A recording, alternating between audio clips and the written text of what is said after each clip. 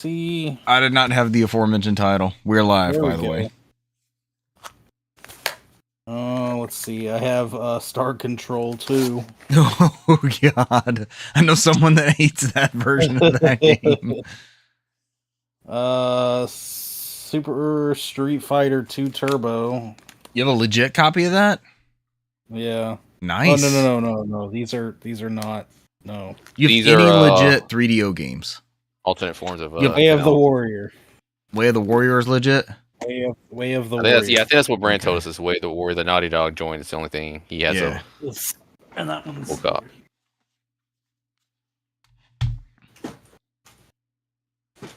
Podcast is recording live. Now recording.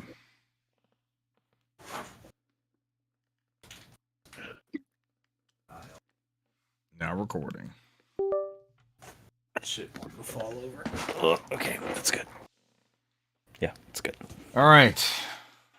Full on. There we go. Looks good, man. I like that box. Let's run through these early. Clean. What do you have? Let me see Way of the Warrior. I've never seen that box. Oh, Renee's here. What's up, Renee? Oh yeah, that looks good. That looks good. Featuring Is that a European copy? What's that at the bottom left? Is that Peggy? Peggy 18. No, this was like right around the time of people trying to Self-decipher their violence levels. Yeah. So you the had Sega Genesis Method, Mature 13. Yeah. GA general audience and MA 13. All right, so this one has the same thing, and you can also see 17. you can also see the Goodwill sticker. I found this at Goodwill somehow. Yeah. But yeah, you can see it's a Naughty Dog joint. Show it again, Richard. What was that? What game was that? I'll show you the game shortly because I'll run through mine after Brant's done. Yeah, $5.95. Okay. It's even got this little piece of foam in there. Yeah. And a little Warranty mailer card? for merchandise. You could send this baby in. You think Universal City is still over their studios? I don't know.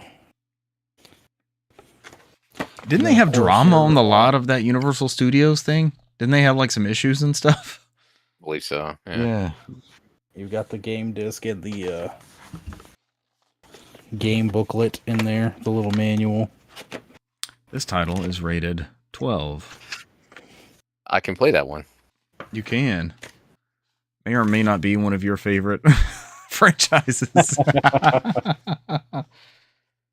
Has been ported to other devices. It has. Brand, is that all yours? Yeah, this is the only true 3DO game I have. I know we talked about this before, but this is the first one I showed. This is Quarantine. I think I talked about streaming this during the quarantine. Yeah. But look, it's almost like a Dark Forces Doom type game too. Look at that. Wow. That might be worth a stream. Just a random 3DO stream. I hate this game. That same what? Which game? I'm about to say that same individual that tried to sell you the burned copies. I was like, man, you aren't playing this and that. Why don't you sell me those? He's well, I might. Let me get back to you. And then he was like, yeah, I'll give me like $200 for these 3 games. I'm like, dude, you're freaking ridiculous. No, he tried to hit me up. I want to say it was last month, saying, hey, I'm selling more of my stuff. I'm like, no, I'm not even entertaining this. No, don't. I hate this game on any console it's on. I do not like this title. Wow, I don't know if I just need to give it another shot or what. But didn't you would argue that game's unbeatable, right? That's the one where that monster stabs you in the foot in the very beginning. You never get past it. Is that Flashback or is that Another World? I feel like Another World. That's Another World. I fucking hate that game. Yeah, people love these. 4 CD set, pre-played game, 1999. I don't even really recognize where this 1999 sticker comes from. 4 CD set. The Daedalus Encounter. That looks like a 1990s TV show that was syndicated on Fox. Starring Tia Carrere. Saturdays at 5 p.m. Yeah, it got 2 seasons before they changed the time slot 3 times and canceled it. Yeah. And they took out Tia because they put in another MC and it was like, oh, yeah. She found herself in another dimension. They swap people. Yeah, it's also rated 12. This is before the ESRB. I don't know. There's a couple screenshots, but it's mostly of FMVs. That must have been right after Wayne's World. This is the previously shown Star Wars Rebel Assault. It's a good title. Box art looks good. Yeah. Yeah, it does. It looks real good. And then Richard pulls out Spider-Man for the 32X. I don't have Spider-Man for the 32X. Two more. I don't even know what this franchise is. I don't think EA does. Yeah, I have this for PlayStation also. This is the PlayStation name on the better version. Yeah. Road and Track presents The Need for Speed by Pioneer Productions at Electronic Arts Canada. Specifically, I was like, wait, what is that after Electronic Arts? These are kind of nice though, because there's an ad for FIFA Soccer and no, it's just FIFA Soccer. I thought it was like Madden or something. But then the booklet like tucks in right there in front of the CD. So that's actually kind of a nice, and there's like a clasp over here. You know those like Matrix on DVD, that first version where it has like a clasp over the edge of the DVD case? It's actually not bad. It's pretty good. Apparently this also was a Goodwill find. And I feel like I remember when I found this one, I was like, oh my God, I think I got this and the PlayStation 1 from Goodwill. And then last but not least, this one also got ported to PlayStation. This is from Silent Software. This is Return Fire for the Panasonic. That's sealed? This is a sealed copy of Return Fire for the 3DO. I've never played this version of it. I think this is a common, like, you know, there were just a billion of these when the 3DO was getting fire saled everywhere. This is a good game. Yeah. I know this is a good game. I've played it on PlayStation before, but and it initially came out on 3DO. And then remember famously, like the 3DO controller had a port out of the top of it. So when you played multiplayer, you just plugged the controller into the other controller and it went that way. So on and so forth. Yeah. I don't even know. Worked in theory, right? Yeah. Oh, here's the honorable mentions. I got this when I bought my 3DO from somebody. It's called Gritters. And I think it was from the era of like everybody trying to find a Tetris-like. I don't think I've ever played this. It's been a long time since I broke out the 3DO. I might need to just do a 3DO stream and see what some of these are about. You got enough on there to fill at least an hour or two. Yeah, an hour or two. And then I found this at Goodwill actually within the past like year or two, I feel like. And that sampled this. This came with the 3DO and a bunch of SKUs. And it comes with demos. It's supposed to be pretty decent on 3DO. Hey, I don't know if you heard, but Gex is coming back. I got a burned copy of Gex. I don't have a legit one. But this has demos. We're all about to get a copy of Gex soon. Yeah, I'm going to support Gex. Mm-hmm. This comes with demos of Samurai Showdown, Star Control 2, Brant's favorite game for 3DO, Cyber Clash, Off-World Interceptor, Total Eclipse, and the Horde, and Patank, with 2 A's in tank. Patank. Not a PH tank? Patank. I don't even know. What was that Wii U tank game? It's Patank. It's Patank. So stupid. Oh no, those are just the previews are Gex and Cyber Clash. So maybe these aren't even demos on here. I don't know. It might be a whole stream just playing this one demo disc. Mm-hmm. And then included in this section of my library is my only CDI game. I cannot tell you anything about this whatsoever. Keither? It's a Kiefer Sutherland. So like his video game. It's an info. Keither Sutherland. Before Metal Gear Solid. This is an Infogrames. I don't know if you can see the rainbow armadillo, but it's an Infogrames game. It's like the French. It's like the French Atari of the time. Featuring a 2-hour original musical score and space effects. First use of double plane 3D action effects in CDI. I don't know. I have a CDI and I have a CDI disc, but I don't have the mouse for it. Oh, you were missing the controller set, right? Is that what it was? The controller is expensive for CDI. And I don't even know if it works. I might have some bad caps and stuff by now. Oh, the 3DO. Return Fire. Supposed to be a good one. I feel bad for the 3DO because like its killer apps just went elsewhere. I guess except for Way of the Warrior, that never got another port, right? But I wouldn't call that a killer app either. No. It's more of a historical curiosity. It's one of those that it's so bad it's good. Yeah. Because the physics are all over, the characters jump like 10 feet in the air, and the really ridiculous, honestly, stereotypes for the time, and it's really over the top, and it's blaring White Zombie the entire time, because I guess Universal Music was just like, hey, we've got this new artist, y'all need a soundtrack for this game, let's promote, baby, promote. Let's go More Human Than a Human 95 times. Or Dragula. No, White Zombie. White Zombie. Dragula. Not Rob Zombie. Not Rob Zombie. I'll take famous zombie musicians for 400. Or now we're naming the movies. Halloween. Yeah, sure. We can House of a Thousand Corpses. Yeah. Yeah, we can go that route. All right, we're ready to get Craig in this party and get going. Let's go. Come on, Craig. Give me Craig. Give me so we Craig. Can get to Warzone. Oh, it's /join. I hit join /. He got super confused when you did that. He's now recording. Now recording. That's not the full phrase. How can I record? He's like, what are we doing? Improper command. There we go. Don't forget to end with a semicolon. Improper command. We're just plugging away Unix codes into a script, shell script. /run. Retrieve from Craig. Yeah. Bash sudo git apt /join /run semicolon download /recording. I've got so I was kind of letting y'all know, like, as we converted from this setup to the old one that I had done for like 180 episodes to this newer one, and I've got it down now. I can do it in about 15 minutes. It's cut probably 10 to 15 minutes out of the process. There's one extra step in rendering, because it wants to render the FLAC from Audacity in the browser from Discord, which I'm like, sure, go for it, because it combines it into that one file, and then I'm not having Audacity do it. So it's like one extra step before it gets to Audacity, but then it's so easy to split up in the Mac build of Audacity now. I'm just used to importing that, and I bring in our intro and outro, and we're golden after that. I've gotten it to be pretty easy breezy. And the Mac just chews up the rendering versus the Huawei. It just goes, man.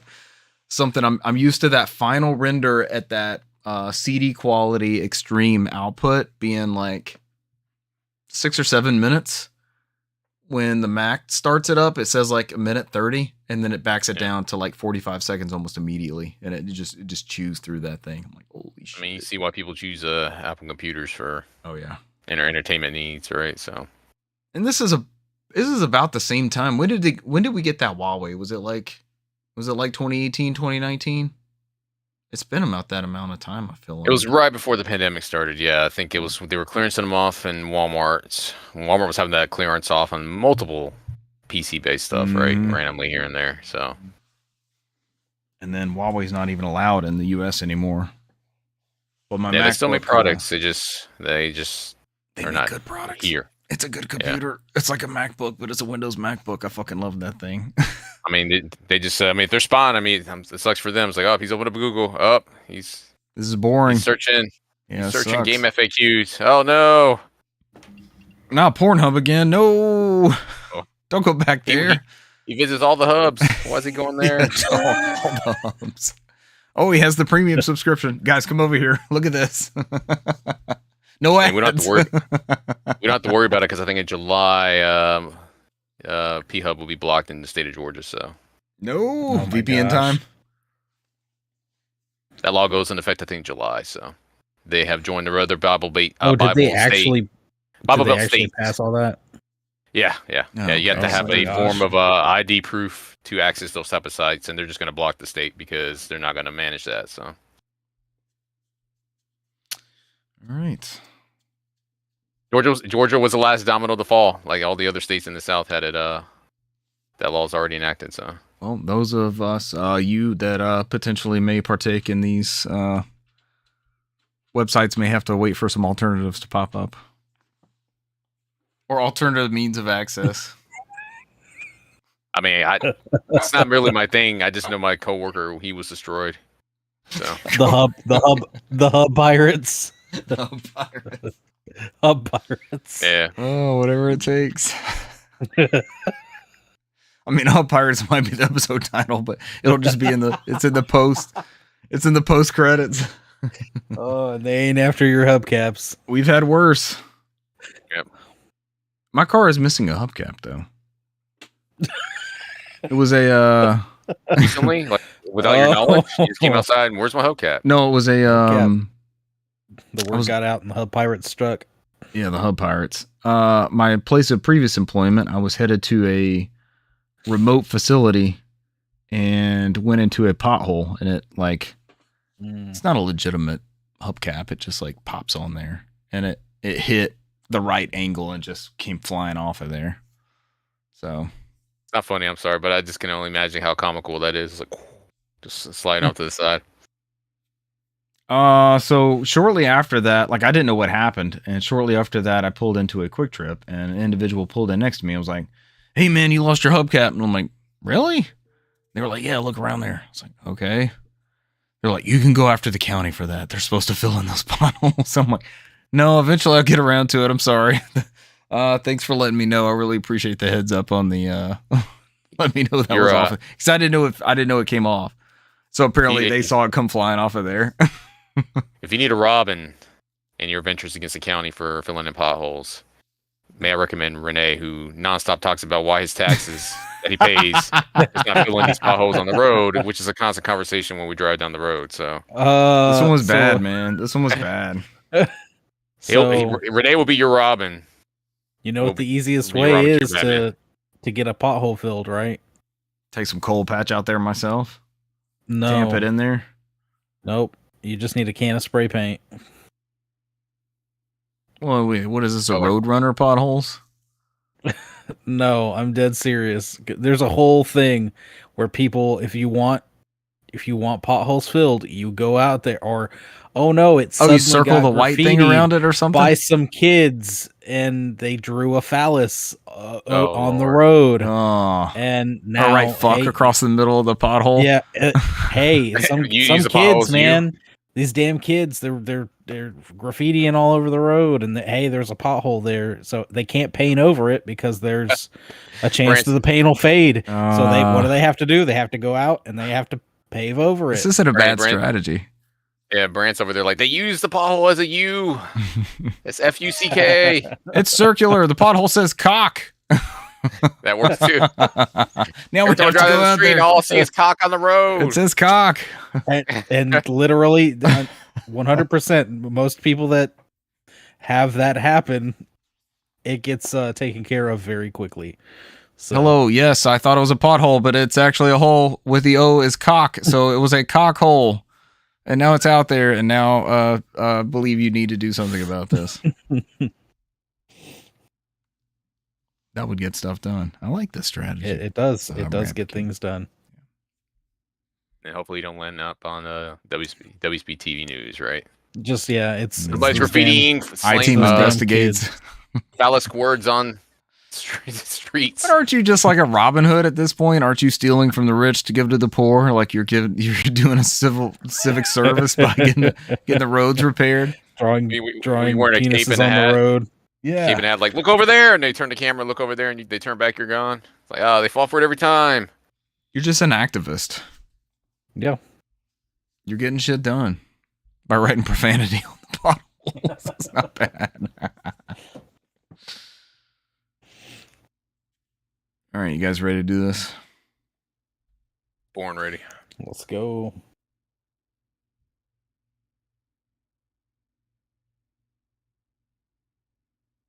Ladies and gentlemen, welcome to episode 349 of the NOFODcast. We are No Outside Food or Drink, the Southeast premier video game and road restoration technique podcast.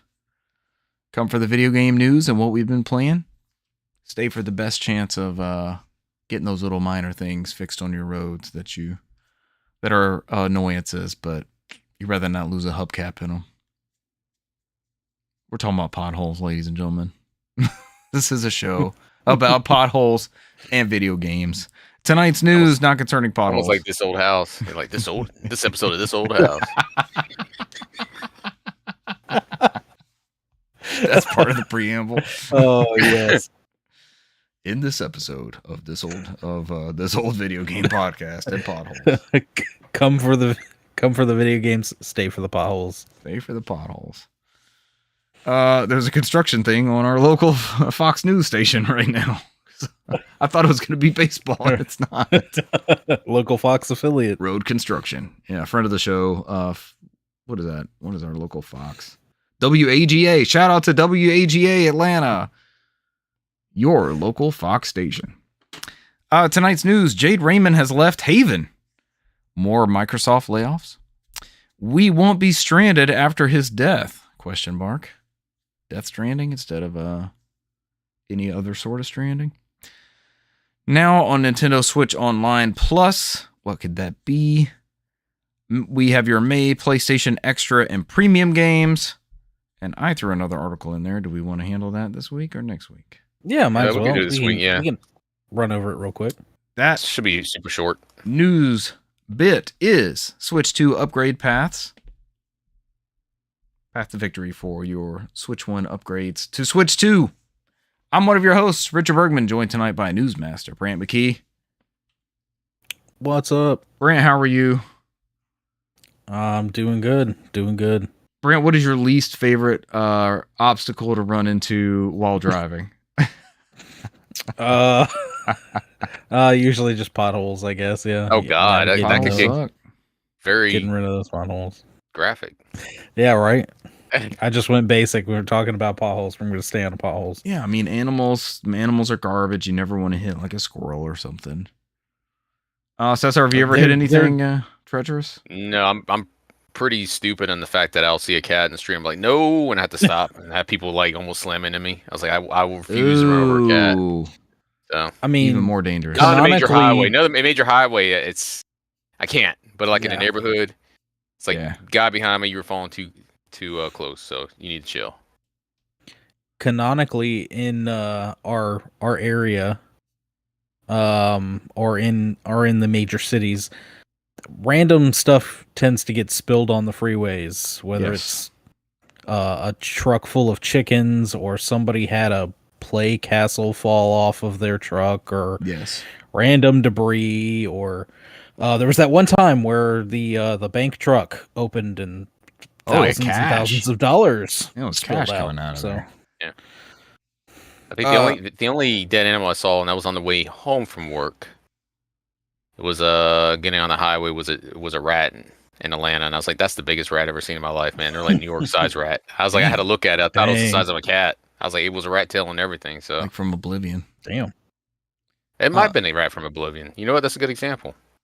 KT in the chat mentions animals. Weesh says birds deserve it, and KT follows up with birds the zebra. Deserve it. Wow. All right. Squirrels deserve it. Squirrels do deserve it. I'm not breaking for a squirrel. Yeah, if they run, if the squirrel runs out, it's sorry, not sorry. Yeah, you're going down. KT mentions the zebra from a couple years ago. It was like a loose. Was it from Noah's Ark? Was that from Southside Atlanta? I think so. I feel like it was. We had a tiger once. I mean, he broke out on the highway, fell off of that truck on the highway, and it wound up in somebody's backyard. That other voice you hear is our resident soundboard master, and he played something for us just recently. Thank you. And lore master. Yes, thank you as well. Cesar Concepcion the second. Cesar, welcome. Hello. Cesar, what's the worst thing you've run into? I mean, luckily no traffic animal. Traffic's probably a no great animals? answer. That's a great answer. Lots of traffic. Yeah, KT said it ended up at Noah's Ark, fell off a truck or something. Yeah. Usually it's was last week where I sat in traffic for like 45 minutes just to get home in 2 miles because somebody had a car fire on 675 North. Whoa. Which caused everybody on South just to look over for 45 minutes. So I'm like, I don't know why we're looking over. I don't know why we can't drive straight. It has nothing to do with our side of the road. But yeah, here we are. So. Oh yeah, the whole. Gotta love rubbernecking. Rubbernecking, that's what it is. People just want to watch whatever it is. I want to go home, man. I look. Don't get me wrong. I feel bad for who was in that car fire. I hope they're okay, but I want to fucking go home. It's like, let's go. Just let me get the hell out of here. Yeah, safely. I don't. It's not on our side. It doesn't concern us. Just keep driving. Keep yes, moving, please. people. Why? Why is this happening? Maintain your lane. Keep observing the need for speed.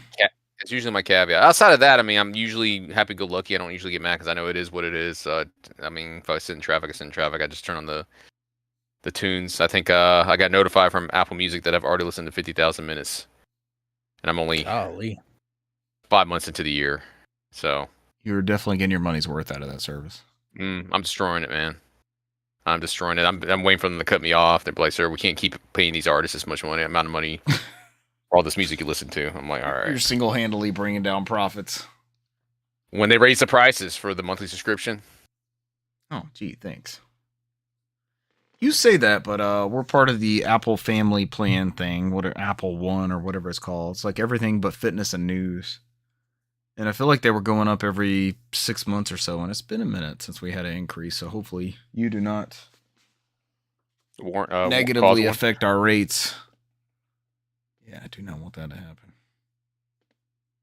There's even more stuff on Apple TV Plus. It keeps growing, and Apple Music is... I mean, there's studies it's way better than Spotify, so even if you aren't an Apple person, it's worth looking at for sound quality, if that stuff matters to you.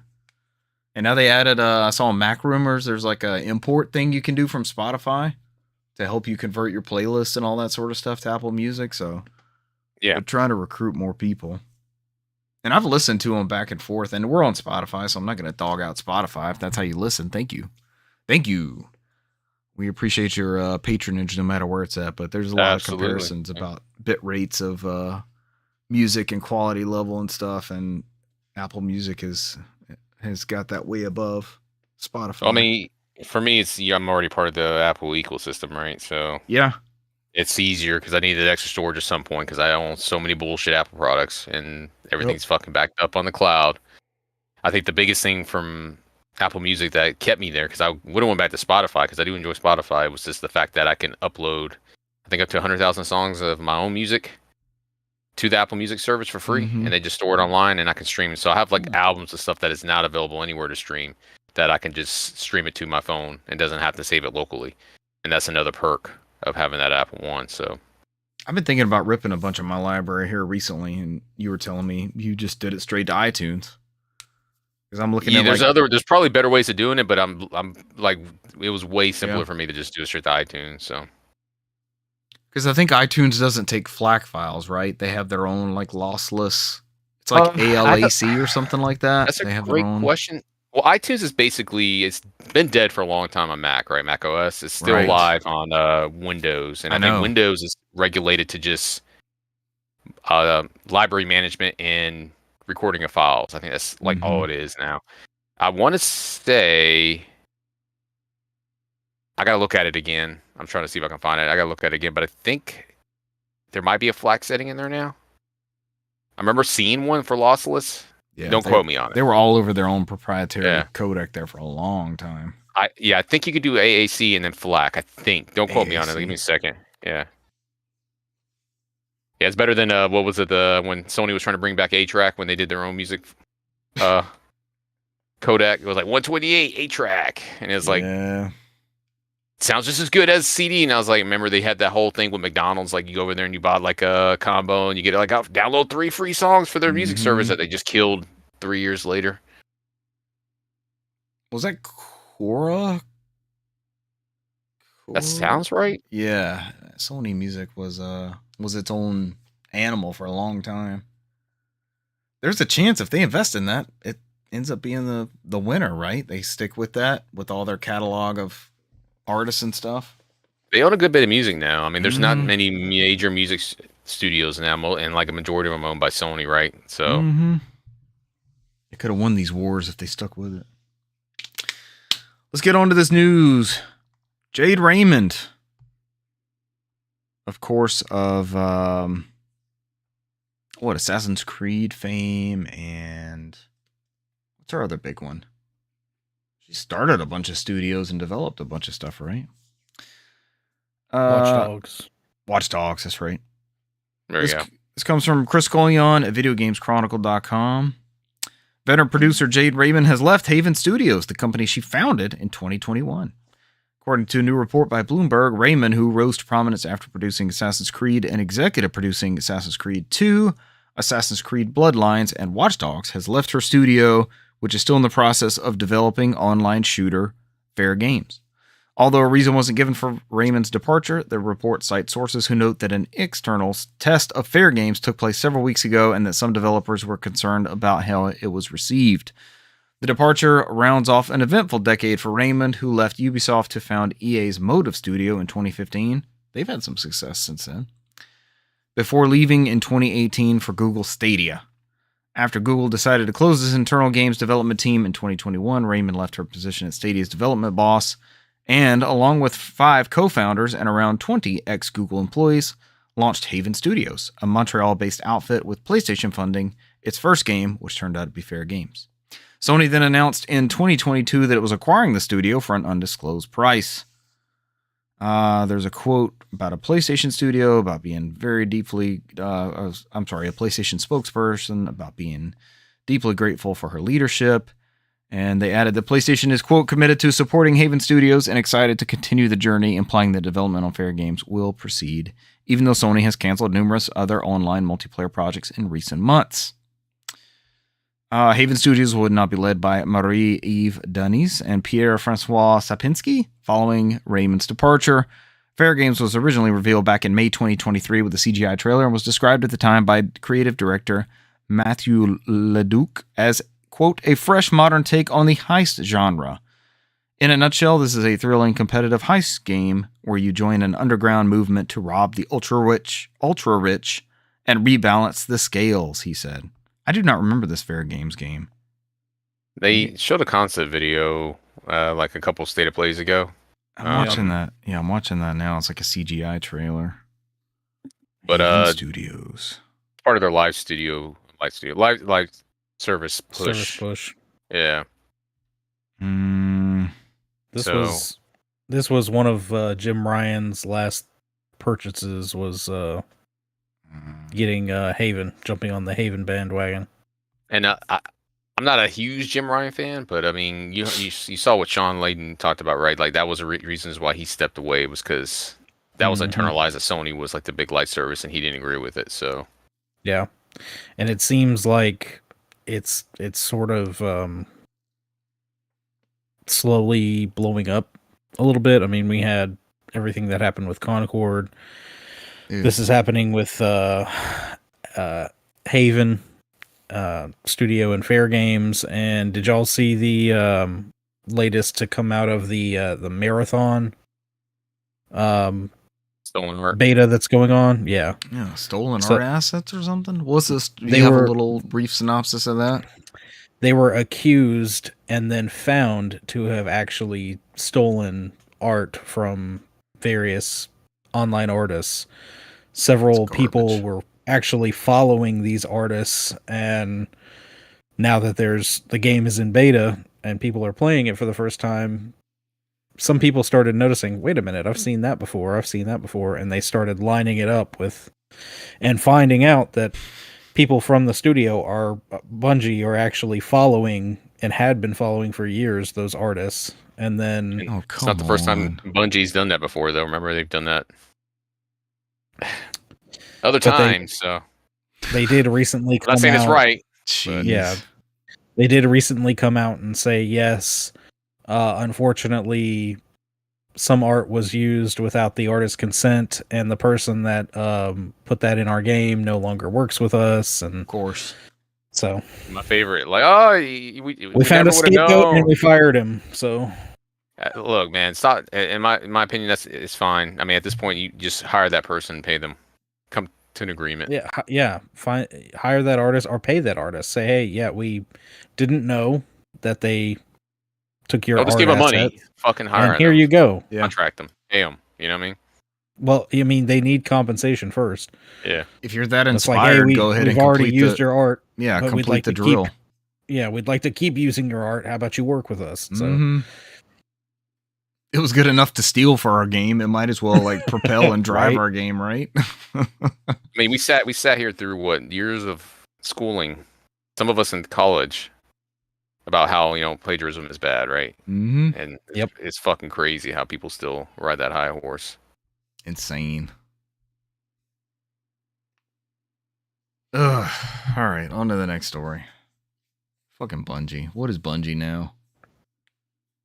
They're one step closer to just being integrated into Sony and never being Bungie ever again. So right, yeah.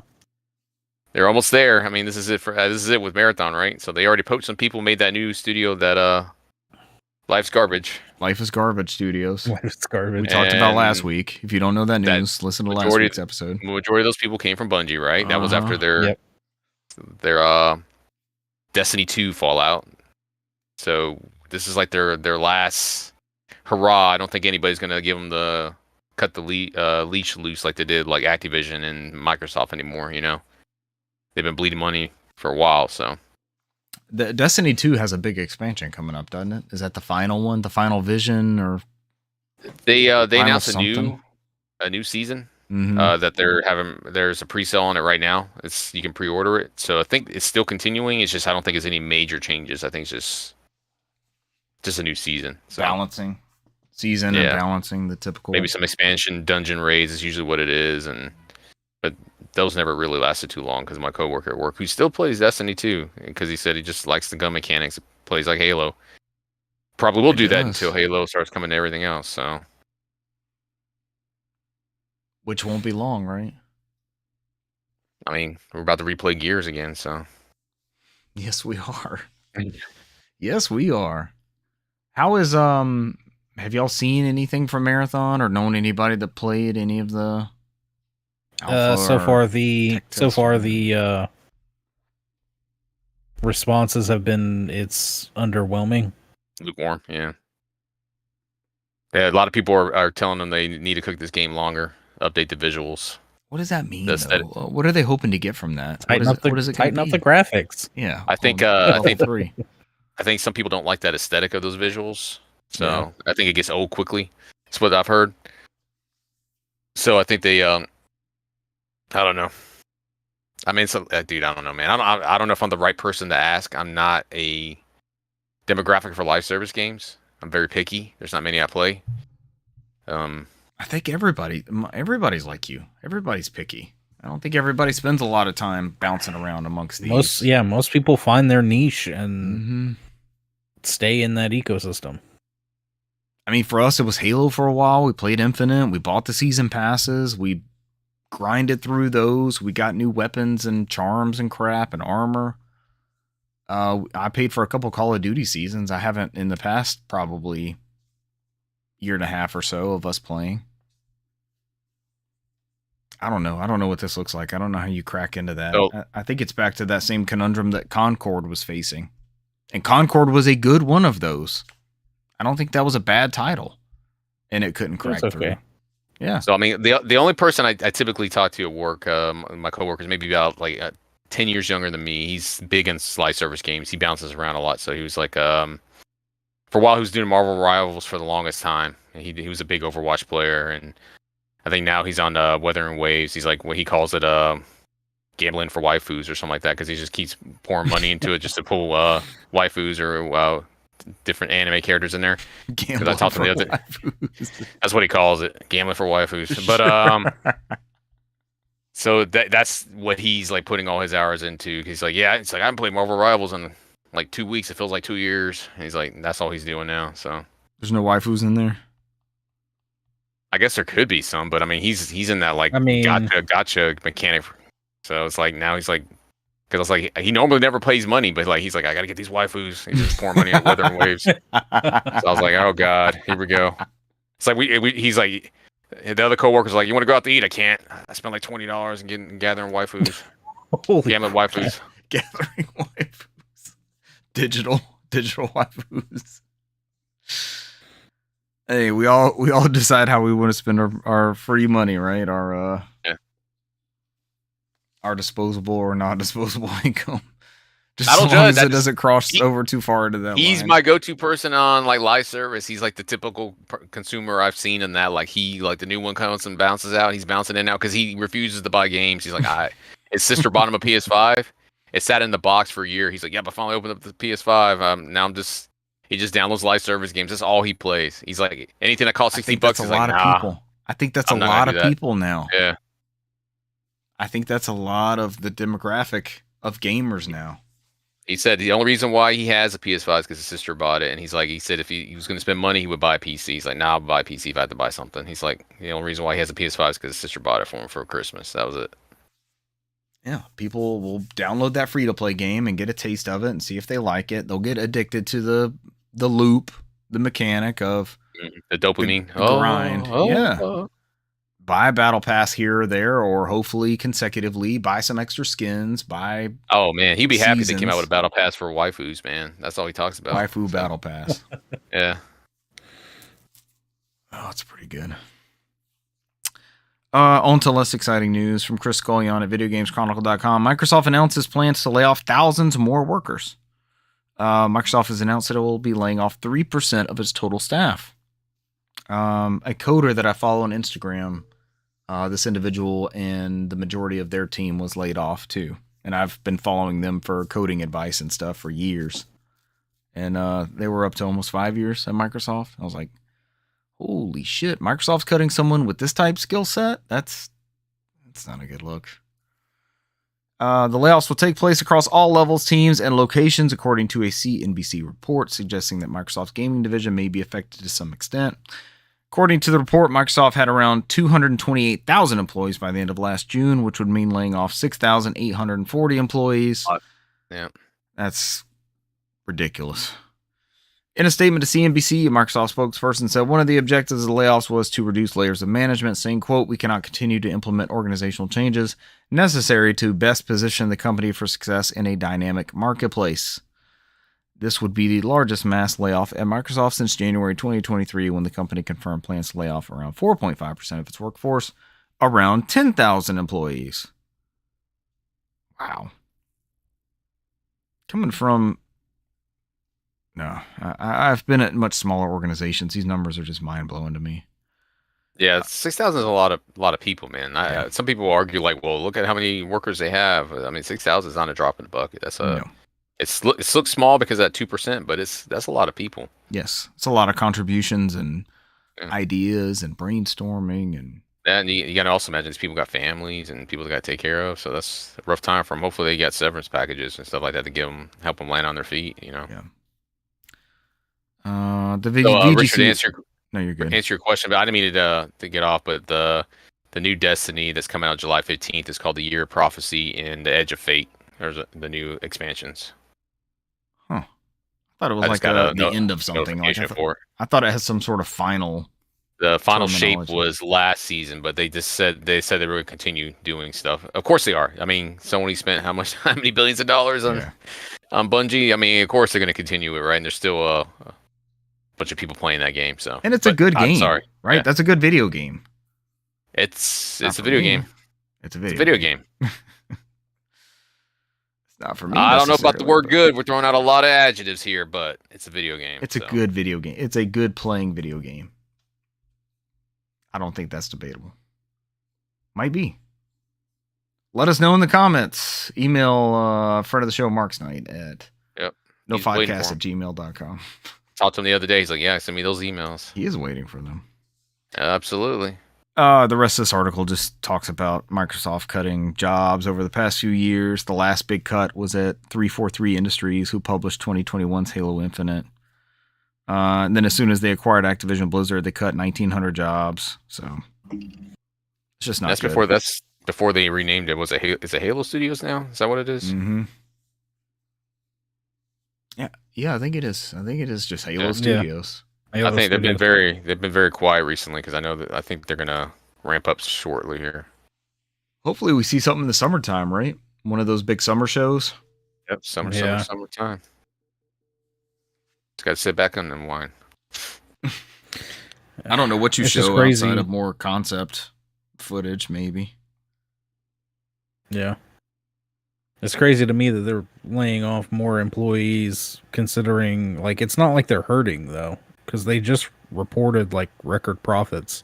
Yeah. As of their last report, and they're raising the prices of their consoles and games. So. Oh, they saw that blood in the water when Nintendo's like, "Fuck yeah, we're raising our shit too." Oh yeah, we got this. You guys are setting the precedent now. We'll follow. We'll happily follow. What do you mean? We're not the bad guys. They did it first. Look at Nintendo. Can you believe what they're charging for that new Mario Kart? But we got Forza Horizon. Which you've been playing the shit out of. I'm playing a lot of Forza Horizon. Hey man, they injected some Forza Horizon in Mario Kart. You might really be digging this formula. I'm literally just like talking to people on the phone, and it's just me going around hitting fucking billboards all day on Forza Horizon 5. I know this thing is going to come out, and you guys are going to have access to it right before I will. I'm asking you, please. You don't have to, but I'm asking you, please, before you do like the open roaming, like let's all get together and just take a cart across the hills and all that. Please wait for me before you do that. I will be able to do that with you right after you guys get the game. So I would very much like to share the first like posse, like Forza Horizon style, or just any Mario future. Kart. No, Mario Kart. Just Mario Kart specifically date. I'll wait. I mean, I have like so many Switch games I want to toss in that thing. I'll be okay. We're gonna talk about it later, but I'm pretty sure my first two Switch games, Switch 2 games besides Mario Kart, are gonna be Mario Odyssey and Link's Awakening. I think I'm going through. I saw that too. I think it's another Breath of the Wild run for me to get to the meat potatoes of Tears of the Kingdom, which is in my blood, in my heart, in my Kokoro. We said don't wait, losers, weepers. Okay, Boish, we see where you stand with this. Boish, are you jumping in there? Did you secure your Mario Kart? What are they calling that? Mario Kart World? Did you grab your Mario Kart World bundle? World premiere. World premiere. Now recording. World bundle. Mario Kart World bundle. Why do we turn this into a Jeff Keighley / Craig Craig production? We love you, Craig. Somebody tell me about Hideo Kojima and what he wants to leave behind at a. Me and Rich talked about this a little bit the other day. So I mean, basically, this stupid ass shit right here. At medieval times. What does he want to leave behind at a medieval times? A USB stick full of what? Magic tricks. No, underage. He didn't do that. No. Underage ideas. Whoa! And the ping pong ball. Whoa! All right. From VGC, Andy Robinson, Hideo Kojima says he left a staff a USB stick of game ideas for after he dies. Like borderline was like Back to the Future 3. Like, are they gonna have like who delivered it? Was it Western Union? Yeah, I think so. That's my least watched Back to the Future. I'll go ahead and out myself on that one. I remember because it's like we had a bet that you were gonna actually be here. Somebody paid for this 100 years ago to get it delivered here at this time. That's when I think of anything like that. That's what always pops in my head. Back to the Future 3. Back to the Future 3, the less of the predecessors, but I also one of my favorites in the trilogy. But Metal Gear creator Hideo Kojima top 3 favorites. Animated series was pretty good too, but we'll leave it at that. So it says he's reevaluating, and the game was really fucking good from Telltale. All right, we're derailing. You did this to me. That Back to the Future Telltale game is good. It's really fucking good. Oh, damn. I platinumed the hell of it on PS3, and they ported it over to PS4 before they delisted it again. Damn. But it's a good ass fucking game. If you can get a chance to play it, it's really, really. I need to see if I have that one, or I can get my hands on it. They did a lot of great things in that universe. They took real good care of it. So it says he's reevaluated his priorities since turning 60 and became severely ill during the pandemic. He has even left a will containing game ideas for staff to use after his death. So as Kojima turned 60 in a production of Death Stranding 2, as he told the game designer, as he told Edge magazine, that I guess he suffered an illness that kind of, we all suffer from stuff that sometimes kind of shakes you, right? Scares us. So, yeah. What was it, like humbles you, right? Like you always feel like you're invincible until you get something in your life that realizes you're not invincible, right? It happens to everybody. So it caused him to consider like his future of the studio and other things on there, and he still has 2 projects he's working on after Death Stranding 2, which is the Sony Physant and the Xbox OD. So outside of that, I think that just basically he goes and talks about how he fell ill, and I guess that's a common issue now with a lot of. I brought this up on the podcast before. I don't know if y'all with you maybe recorded or not, but there's a lot of mangaka after Akira Toriyama passed. Mm-hmm. Or a lot of like the creator of Yu Yu Hakusho, the one that's doing my brain just died. Hunter. He's been seriously sick. He hasn't finished it. Had taken like a 6 or 7 year break, and all of a sudden he just started drawing in pain. He says he's always in pain, but he's trying to get his story done. And he basically told one of the editors that the story. ending.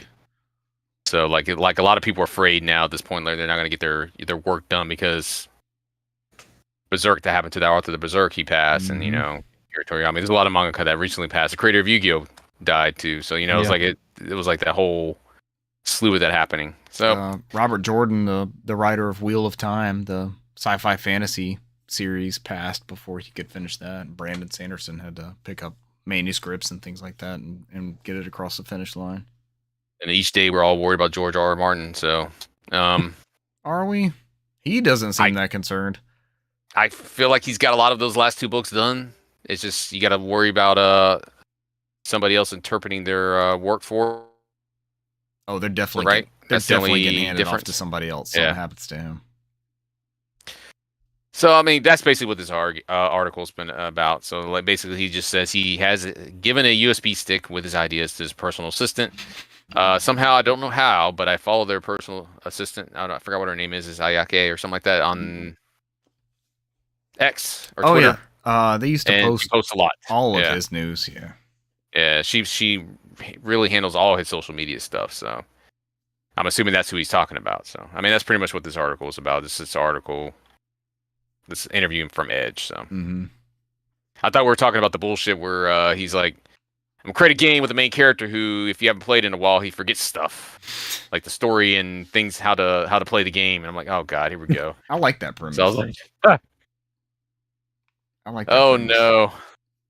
Brant takes a 6-month break from this game. And it's like just starting up from hour 1. Guy doesn't know how to do anything. I was like, fuck, I got to relearn everything. Yeah, I'm the king of that. And then continue the story. Wait till I get back to Final Fantasy 7 Remake. Might actually work out for some people. They're like, how do I play this again? Where am I at in the story? So. How did we get here? It's like what was that? It's like that Gandalf meme. I don't recognize any of this. Like looking around. It's not wrong. That's usually me when I fire up a save after 2 weeks. I'm like, oh, what was I doing here again? Fuck, how did I get here again? Yeah, I'm gonna have to do this with Final Fantasy 7 Remake. But I know exactly where I'm at in that story. I'm not stressing out. I mean, there's certain games that always hits for me, and then there's certain games I'm like, ooh. Or the Should mechanics. I start over again? The mechanics, you're just like, how the hell do I do this again? Why do I keep getting cooked every time? Yeah. Mm-hmm. Yeah. And that's when about the time you have to decide, well, am I gonna keep going and just try and figure this out, or I'm just gonna start a new file? Yep. 9 times out of 10, it's me starting a new file. That's usually starting a new file. Usually. But that was it from that story. I mean, now we'll move on to something a little bit more killer. So, just recently, Nintendo expanded their on this guy. Yeah, Nintendo expands their Switch Online 64 library again with another game. So what was it? Was it yesterday or 2 days ago? Brand they cattle dropped a trailer for Killer Instinct Gold. Yep. Killer Instinct Gold. Released on 1996. I tried to get this game on 64 when I was going through my 64 kick in like the early 2000s and can never find a used copy at a decent price. So I never played Killer Instinct Gold until I played the Killer Instinct 2 iteration on Xbox from the Rare Replay. No, Killer Instinct, the game, the new game, because when you pre-ordered the game, you had downloaded Killer Instinct 1 and 2, right? So there you go. Before they delisted it, so I have that on my Xbox. So I may have 2 copies of this one on 64 for some reason. Maybe. So short video, and then it's it's available as of yesterday, the 16th. Killer Instinct Gold for Nintendo Switch Online. I would go in here and read this whole thing about landing a 70-hit ultra combo, and then that's if you're not interrupted by combo breaker. But I mean, remember this was the time when Rare was hitting hot on the Super Nintendo and N64, so they had a lot of great games, and I think a majority of these now are on that service, right? Yeah. Correct me if I'm wrong. They just gave us Killer Instinct for SNES not too long ago, too. So what are we missing? Because I know we have Blast Corps, right? Jet Force Gemini. Oh, here it is on the article. Banjo-Kazooie, Banjo-Tooie, Perfect Dark, GoldenEye. We're just missing Conkers. Yep. And Donkey Kong 64, right? That'll be a big one. Yeah. And I feel like there's another 64 game hanging around my brain somewhere that they came out with. No, Diddy Kong Racing. Diddy Kong Racing. There's a few more. Rare made a bunch of but I don't know if they're gonna Mickey Speedway USA. I don't know if they can get the license for Mickey Speedway. Yeah, Disney's been pretty lenient on. Yeah, we got Buzz Lightyear, Toy Story 2 for PlayStation, right? Yeah, there's. Ever since they kind of stepped back as a publisher, they've been more lenient on just. They won't give Brant his Simpsons Hit and Run, but they'll fucking do everything else. So. I think Buish is a big Simpsons Hit and Run fan as well. And I think what was it? They noted on here in Japan they added Ridge Racer 64, which I guess they didn't get at the same time as us. So, whatever reason. So Ridge Racer. And that is your Nintendo Switch Online plus plus expansion pack service update. So it's a good addition. Yep. But continuing on with more good games. Oh, we need more good. We do have your May PlayStation Extra and Premium games. Extra. So up first in your Extra catalog, we have Sandland for PS4, PS5. I've been wanting to play this. Soul Hackers 2 for PS5. Five Nights at Freddy's Help Wanted Full-Time Edition for PS4, PS5. Battlefield 5 for PS4. Stalker Legend of the Zone Trilogy PS4, PS5. Thank you, Brant. Legends of the Zone Trilogy. Brant. Grand Blue Fantasy Rising for PS4, PS5. Humankind for PS4, PS5. Story of Seasons, A Wonderful Life, PS5. Oh, I'm interested in that one. The movie? Yes, Wonderful Life. Gloomhaven, Mercenaries Edition. Friend of the show, Russell's War Game of the Year. Gloomhaven. He does love some Gloomhaven. And now here is your specifically only premium games. Great soundboard edition. Audio listeners will not have heard the combo breaker that Cesar just put in the soundboard for us. It only seems to be one game this is being added to your premium. I looked this game up when I saw it because I knew nothing of it. Yeah. One game. Battle Engine Inquila. What is that? PS4, PS5. I looked it up. I think it was published by Atari. Oh, I have this. Hold on. I think I have a copy of this. After you took wait a minute.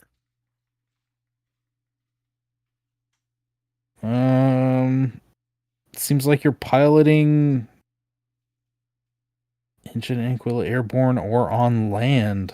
I wonder what this looks like. I've never heard of this. Stand by. You don't secretly have this one like Richard? No, but Richard's like, oh, I don't know what this is. Wait, I have this. Engine Inquila. Okay. Let's see what we got here. This This is an Atari published game. I have it for the original Xbox. Oh, for the original Xbox. I originally looked in my PS2 section. I was like, I know I have this game. Where's this at? Frenetic land assaults, overwhelming numbers, smooth, bright graphics, a ton of multiplayer options. As we get our ultra screaming soundboard from great sound effects from the Killer Instinct series. Instinct, yeah. Quite simply, the greatest amount of stuff you've ever seen in a shooter. You may need a reminder to close your gaping jaw, says official Xbox magazine. There's a cooperative mode too. Actually looks pretty good. I've never played this. I've never played this one. It runs You on have a way 480p of on doing Xbox. it might be affordable on PlayStation. Might be $5. Might be 10. Might be 15. Might be I dare say Tomb Raider Legend-esque $20. It is $20 if you get it piecemeal. We don't know. Yeah, don't know yet. We're about to find out. It's weird how they don't quite have a number set thing there. It's like this airship that almost looks like a freaking like a Banshee from Halo. Like a squid. And you fly around on it, but then like you can actually go on the ground and it pops out like 4 little legs and you can start walking around and fighting tanks and stuff on the land. Who is this studio Lost Toys? Y'all ever heard of them? Sounds familiar. Lost Toys Games. Okay. Lost Toys was a British video game developer founded in March 1999, all of whom had previously worked for Bullfrog Productions. The company produced 2 games, Ball Breakers and Battle Engine Aquila. Ball Breakers. This was it. Ball Breakers and Battle Engine Aquila. Lost Toys was the third Bullfrog breakoff group after Muckyfoot Productions and Lionhead Studios, and was founded due to disillusionment with Electronic Arts purchased Bullfrog. When Trip Hawkinson saved the day. No, he did not. They were developing a game called Stunt Car Racer Pro when they disbanded. So I still have my premium service until the end of the year, and December I have to decide, which I probably will not renew. But yeah, I can't really complain. I had like 2 or almost 3 years worth of that shit for free. So, yeah. But I do not believe I will continue on this path. But I'll go ahead and download and play it. So. I need to look at what extra might bring, but I feel like I'm not really getting a whole lot of use of it at the time. Anyways. But like all the Last of Us games are on there, I think, so that's it's a pretty big draw. Since friend of the show, Mark Knight wants to play Last of Us now all of a sudden. Oh yeah, he's all into it thanks to the show. It does have a pretty good library of games that you can just download and play. So speaking of libraries of games to play, so we'd already mentioned this. Another combo breaker with our Switch 2 coverage, that there were about 12 games getting that free upgrade, but we didn't quite know what that upgrade was. But it actually has been detailed within the past couple of days. And we can go over them real quick here. So, out of the whole list, first we had the 51 worldwide games. That's Clubhouse games, I think. Yeah. Yes. Is getting game share support, so up to 4 people can play 34 games. And it supports game chat. Yep. ARMS is actually getting visual upgrades optimized for the Nintendo Switch to display. I need to get a copy of high resolution. Oh, you don't have ARMS? I played your copy. I was sold on ARMS, man. I did the playtest beta thing that they had going. We did too, and then Cesar brought his copy over, and we played the hell out of ARMS, and I never really thought about it after that. Watch it be $900. I mean, I feel you. You're probably like, man, I don't want to use a fucking Wiimote again. I get it. It's $50. I can get a new copy for $50. It's also getting a bump to its frame rate. Yeah. So for like smoother movements, obviously, and HDR support. Big Brain Academy, Brain versus Brain. Watch it be 120 frames per second on that screen. It might. You never know. Mm-hmm. I don't know if ARMS wasn't rendering a whole lot. Said. It was pretty much a straightforward view, right? Yeah, as you just curve the arms back and forth. Because most of them were like small arenas. Yeah, or tiny areas to fight in. So it's not like it had a whole lot to go with. Brain versus Brain is getting game share. Buish has a copy 4 of people that. can play in party mode. Big Brain, Buish's Big Brain. Big Brain Buish. And share locally via your game chat there. Captain Toad Treasure Tracker is getting visual upgrades, HDR support, and game share support. Be playing that in handheld mode. Game Builder Garage is getting visuals boost and support for the Joy-Con 2 mouse controls. I never messed with that. Did you guys tinker around with Game Builder Garage? I think I bought it when it was on sale and never. I got it too to support it because it's just fucking. It's one of those. It's like Labo, right? It's just fucking cool, and nobody does this type shit but Nintendo. It's like a Unity type thing, right? It's like just a game engine for you to put your ideas in and make games, right? Yeah. So. Yep. I'm glad I waited for this next one too. I want to play through this game. New Super Mario Bros. U Deluxe is getting the visual optimization. Scarlet and Violet are getting visual upgrades and frame rate upgrades. No more badass draw distance. Is this the one they showed where it was like 19 Pokemon on screen versus like 2 on the original Switch? Yeah. Pokemon in the background like this. And they're fading in and out. A patch to make this game work only cost us $250. US dollars. Buish says, I do thanks to friend of the show, Richard. I'm so glad I got promoted to friend of the show. New Super Mario World, or New Super Mario 3D World plus Bowser's Fury is getting visual optimization, frame rate increased. Just for Bowser's Fury portion of that. But that's just for the Bowser's Fury portion, yes.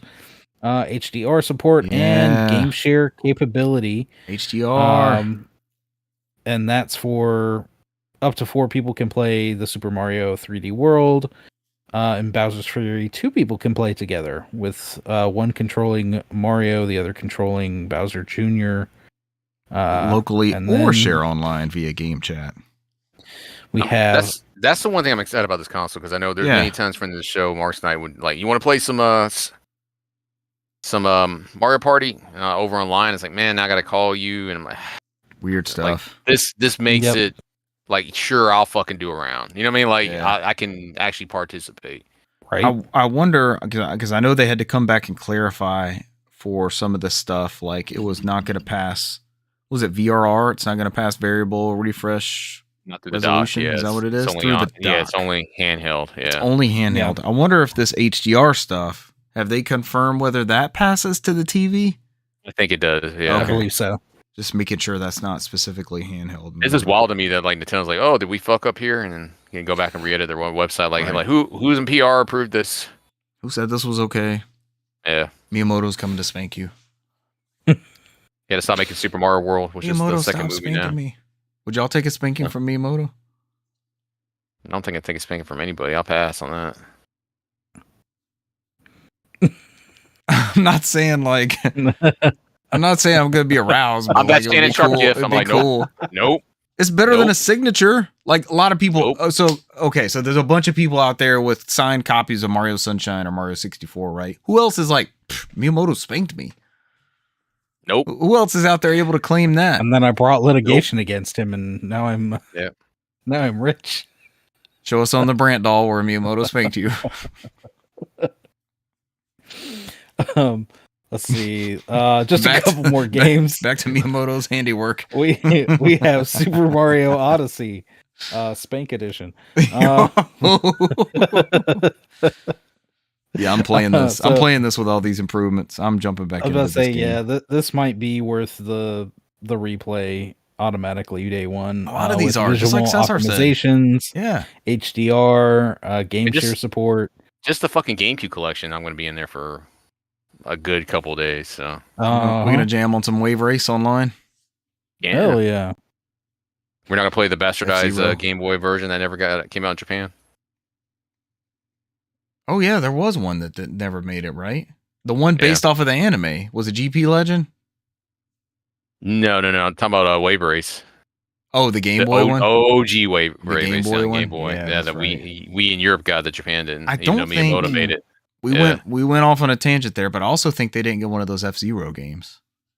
I think I might be wrong on that. That feels right. We didn't get one, and it sounds like they didn't get one either. Remember, because we didn't get the final one on Game Boy. It could be that. It could be that I'm thinking of. We didn't get the last that was like Game Boy Advance super one. fucking expensive to get now. So it's like GP Legend 2 or something. It was like the second version of the one we got. It's the final one. Remember when they were like, "Oh, we're going all in on DS." So and then they started like cherry picking stuff they brought out over here. Because I still have like the Bitstream games up there, like a boxes of them, which are the final Game Boy Advance games released in Japan. I went in there, bought them on. They're just a bunch of indie type games. That's all it is. So. Yes, Brent, continue on the Zeldas. Last but not least. Last two games, we have both The Legend of Zelda Echoes of Wisdom and Link's Awakening, both getting visual improvements and HDR support. And it was pointed out, because it doesn't specifically say like frame rate enhancements for Link's Awakening, because that was my complaint with the game, right? You just had these crazy slow down, sloggy areas. It was pointed out that game runs at an unclocked frame rate, so the power of the Switch 2 could get it over those. Those weird hitches. I mean, if you played it in alternate means, they were. Yeah, they played it flawlessly, didn't they? They played, yeah. So I think I have high hopes. Let me rephrase. I have high hopes that this will fix that issue for you, because I think they both use that engine for both those games, and they both have issues with frame rate. So. Yeah, I'd be willing to go back to both for sure. I like those two games a lot. So I would like the Oracle series maybe in that same style on this new console. That would be great. Hey, make it one of those cross-generation ones where it maybe doesn't run that great on the Switch 1, but runs fine on Switch 2. Secretly between me and you guys, and I said this before, I think this launch is going to humble Nintendo, man. I don't think it's going to be as hot as I think it is, and I think we're going to see a lot of back catalog stuff coming out. So. I mean, honestly, we kind of. I do, and I don't want this this launch to succeed. You know, I think they're going to have that initial burst and a decent amount of sales, just like the Wii U, just like the GameCube, PS3, just like the 3DS. Get out of the PS3s, 3DS, but. Like the 3DS, I think they're going to see an immediate decline and people not really engaging on it because one, the price, two, the games aren't there really at the moment. And I feel like maybe if enough people respond with like, hey, look, we don't like what you're doing here with game key cards. We don't like certainly these other practices, and we didn't talk about it. I hadn't put it in news, but even them updating their terms of service to where if you modify your console in any way that Nintendo doesn't like, they've now changed the terms of service to they can 100% brick your system to where it does not work anymore. I think Sony has something similar in their terms of service too. Yeah, but I think. But Brand, you're right, man. I think we've read that article in IGN when they asked Doug Bowser about the game key cards, and he was like very PR about it. But yeah, but Sony usually like locks down the account. It like kills the account. You get a council ban for like 9,000 years or something like that, 999 years. Ooh. But usually you could still play your games on your system.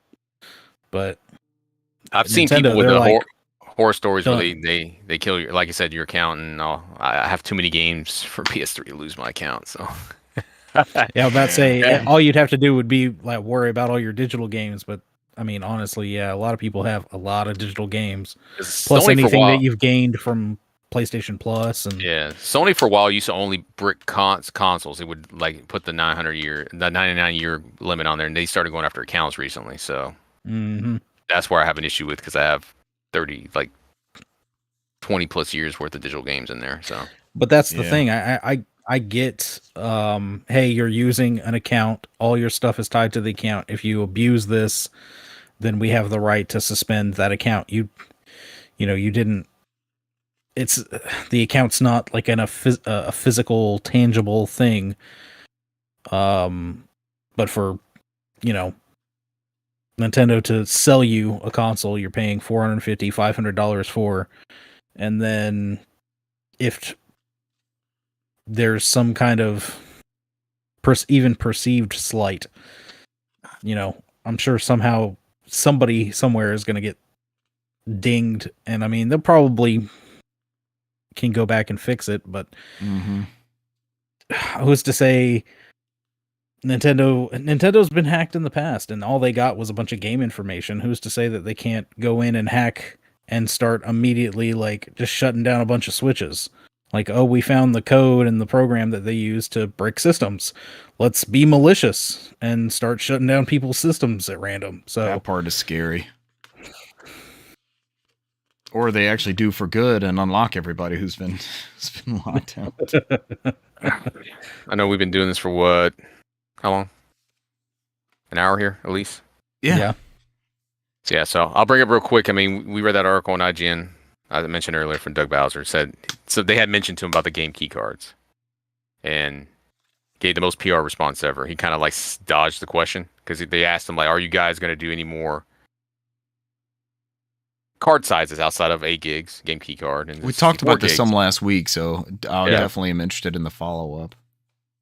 And so he mentioned that he said they wanted to accommodate developers, and he mentioned that, like, because he's like, we don't want to turn developers away and still have a presence in the retail outlets and spurn our retail producers. So they felt like the game key card was a good middle ground. That, all right, obviously, some games are not going to fit that 64 gig cartridge, that we can still have a physical tangent that can accommodate retailers and not turn away game developers to put on there. Yeah. He didn't really answer the question. He kind of like juggled it back and forth. And he didn't even say like, yeah, I acknowledge there's a whole bunch of people that like their game's complete on card, and all he could, I think there was another article, interview he did with like Edge or something. I don't remember who it was, but he confirmed like that all Nintendo games will be complete on card. They're not going to use any game key cards for their stuff. For first party. So yeah, for first party. So, but I mean, there's a lot of people out there questioning Nintendo on that right now. So it's no different than what Xbox has been doing for the past 6 or 7 years. They still need a retail presence. You still need to be able to spend your Walmart gift card on the next game for your Switch. Them, like they still have to have those partners.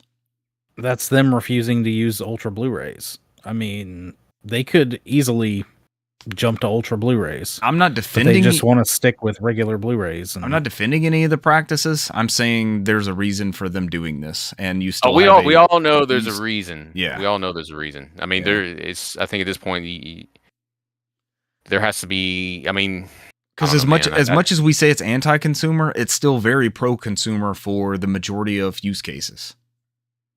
Right. I think what the complaint is that there's still a fragment of the general population that plays games that still want complete on card as much as you can. It's never going to be complete on card. It's never going to happen. And not in these days. But you want them to open up another avenue. You still have what they have. That's fine. But open up another avenue to give those people that complete on card. Right. Nothing where like, hey, we're pushing these developers to partner with people who print games like Limited Run, Strictly Games, all that kind of stuff on there.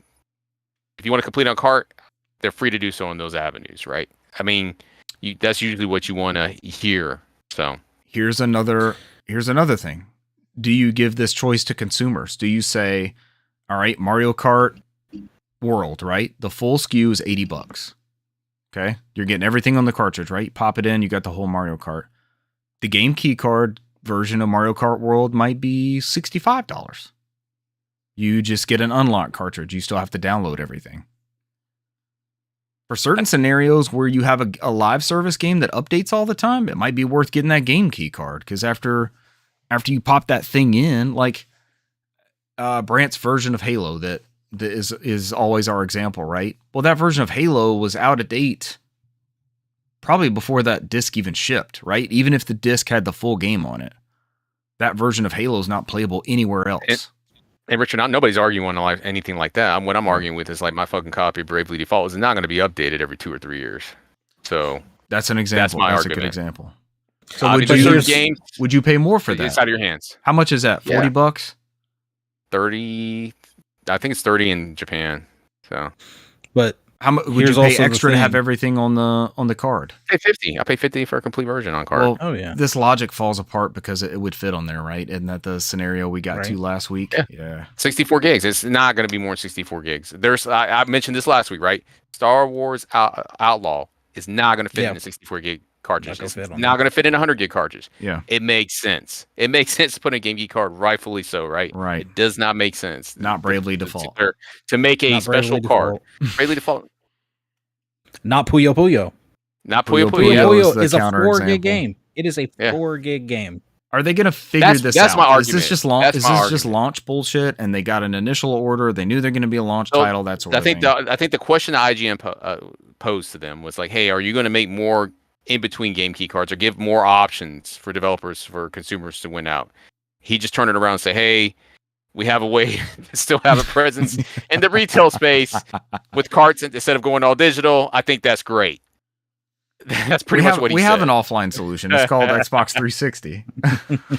So he didn't confirm or deny anything other than outside that he confirmed that all Nintendo games will be complete on cart. He can't speak for third-party publishers, right? He just I'm great that we have an option for third-party publishers to continue to work partner with our retail partners out there to release copies of games because our retail partners are still very important to us, right? Yeah. I mean, Best Buy doesn't stop selling games yet. They're getting there, but that's the next move for them. But And on the flip side, they're having midnight releases. They're having a midnight launch in brick and mortar stores for this thing.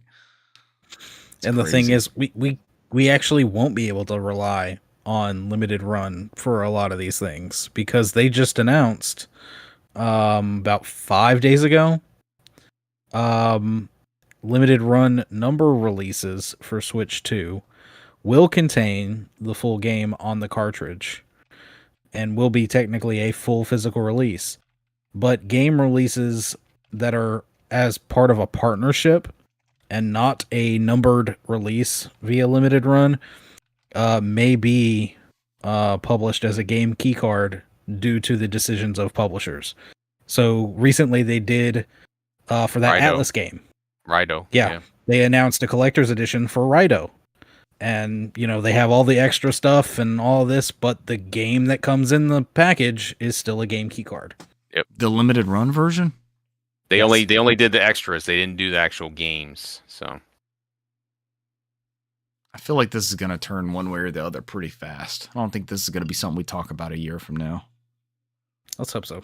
It's super confusing, right? It's like the weird upgrade pass now at this point. You got most people who tend to want physical games complete on cart, right? I mean, the cool aspect on the game key cards is you can trade or sell them, right?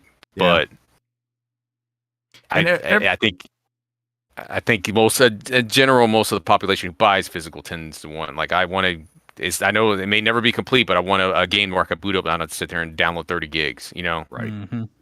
So if you bought the thing, when you pop it in, you expect to be able to play it immediately, right? There might be some updates. That's fine. Yeah. I mean, that's how things are nowadays. That's gaming nowadays. You can't get away from updates. So that's the beauty of the Switch at the moment is, the rest of these consoles, huge advantage. Yeah. Xbox, you usually have to download the full game. PlayStation, you've got to install the full game. But still, most of the Blu-rays and stuff you pop in there, the game's on the disc for the most part. Playable. You've got it's a few. It's usually fully playable. Yeah, And Switch right now, most games, unless you got the blue banner or the code in the box, you grab the game, you pop it in, bloop, it pops up on the home screen, and it's ready to go. But now you're gonna have the same stuff you have like with Xbox. You've got to sit there, you've got to wait for it to download, and based on your connection and everything else, it may take longer. And it's was it Sean Layden that said that the whole Switch 2, he was kind of disappointed, and it seemed like Nintendo was kind of losing their identity. Shuhei. Shuhei said it was too. He said it was too iterative, right? It wasn't as inspiring, too safe as he was hoping. Yeah. He always looks for Nintendo to change up the game. Nintendo. Remember, Nintendo teased. We all knew they were coming out with like a Switch Pro, right? We all knew what's happening, and and Nintendo teased but we may not. We like to if we could do something different, we'll do it, even if that means we have to start a whole new platform, to do it in. But Brant's favorite mouse controls He's gonna be on there with the me. I play mouse controls. I play with mouse controls. And don't get me wrong, I'm excited about Mario Kart. I'm really excited about Donkey Kong. Yeah. But there again, you got to wait a month for that. And then really excited about Donkey Kong. Interesting. I'm excited. Kind of good. Donkey Kong looks awesome. No, I mean I'm on the fence because it's like $70, but it looks good. It's 62 at Costco. Made by the same people. That's fair. Yeah, it's made by the same people that did Odyssey. So how much it is in PlayStation? I got 15%. It's basically like it's basically just Odyssey with Donkey Kong. So I'm looking now. Odyssey. Super Donkey Kong Odyssey. As I put 3 copies of Donkey Kong in the cart for us. Buy 2 get 1. I do have a lot of reservations. And a lot of it's with the game key card stuff. A lot of it's with the game chat stuff. Because it's like I remember the early days of Xbox and PlayStation game chat and the growing pains and party systems. People talk about that. OG Xbox fucking growing pains, and we're doing this on the Nintendo Switch in the year 2025. I'm about to say, and Nintendo, this will be the first time since what was that the Animal Crossing game where they had the little microphone that sat up on the TV for the Wii, the speaker thing. That they've done a game chat feature. I don't know. I've kind of like that. I've called Richard before on the Wii U gamepad. Mm-hmm. Went all right. It wasn't bad. It was pretty. It wasn't bad. Yeah, pretty low latency and everything. But this was what 2013. Yeah, I mean 12 years ago. God forbid they'll come out in like 5 years and be like, we came up with this new system and it's achievements. It's going to catch on. Nobody's ever done this before. Wow. Yeah. They've got achievements. They've got achievements for Breath of the Wild and Tears of the Kingdom, but it's only that upgraded version and only on the phone app. So that's smart glass. I don't know. I think there's going to be a lot of growing. A good one. That's a good one. I think there's going to be a lot of growing pains with this system and a lot of the features. And they all had them, right? Like in PlayStation, we didn't know if your PS4 copy was automatically going to give you the PS5 one or if you had to pay the $10. And Xbox did the same thing with smart delivery, right? But you still, wasn't it like Call of Duty games? You didn't know what SKU was going to give you what when you popped it into the system. It's like, which one? Smart delivery, sure, but which one is this actually going to give me? And then you just get like a Xbox One version that runs on the Series X for a time, and it just... I don't know, man. I feel like Nintendo looks at me and they think I'm like Data from the Goonies. I'm just going to carry every fucking device on me as I have to just connect to play shit in this world. I'm like, I don't know, man. Connect to play shit. Yeah, I mean, the argument is like, you always have your phone, but like now I can sit there, pull up my phone and look at the map so I can look at the screen. I'm like... Somebody's gonna look at me in the airport like, what the fuck's going on over there? This guy's definitely building a bomb. They want you to Google Maps your way around Breath of the Wild there. Yeah, find all the different secrets and the new audio files and all that stuff that's in there. Turn right at the Korok seed. Oh Lord. I love Nintendo, man. I hate Nintendo. I love Nintendo, man. I don't know, man. Here we are. know we're gonna get solid first party titles, and worst case scenario, you're gonna have a whole new library of great first party games. And as Richard mentioned before, the best way to play Cyberpunk portably. So yeah, CD Projekt Red's come out and said that's the best way to play Cyberpunk portably on the go is Switch 2. So I'm probably jumping on that with you guys. I just got my notification that I will get my copy June 9th. I was like, damn, I'm gotta wait 4 days. Wow. From Amazon. I was like, I probably chose poorly. I probably need to look at other retailer sites that I order from. So might do the same. I think was it Walmart selling all the Switch games for $1 less than everybody else? I think so. That might be the move for me too. I may look as a Walmart Plus person since it'll come. I mentioned before in this podcast, I'm voting my wallet, man. I'll buy the complete version of the game. So right, that one in the Marvelous games. I'll get the Marvelous games. I was already leaning that way with you guys, but then. I've read these interviews, and they're really putting some time and effort into the Cyberpunk port. It's gonna be a good copy. I do not mind spending for that one. So fucking pissed about Bravely Default. So I'm so mad. Sometimes I can't sleep at night. That one's bullshit. Thinking Inside the Box says, "Do we really need to play Cyberpunk on the go, though?" Yes, I would not mind having a game on a cart to pop in. The options there. Yeah, the options there. Box I have played. Games in there. I think all of us have been playing a lot more portably. in the past few years than we have been. The advent of the Steam Deck, and I mean the Switch kind of started that, right? But the advent of the Steam Deck and remote play, and we all have the PlayStation Portal that comes up super convenient for gameplay options as we move about the house. And Xbox Play Anywhere, you can play on your just by cloud streaming, TV, phone, whatever, tablet. Thinking Inside the Box also says, hope you guys have been well. Also, we have been. Thank you for coming back and jumping in the show with us. Yeah. We're still on our same bullshit, as you could tell. I know you jumped in and was like, oh, they're talking about Switch stuff. Fuck. Back to the Switch 2 conversations. Is that it for news? We're going to games played? Yeah, I think so.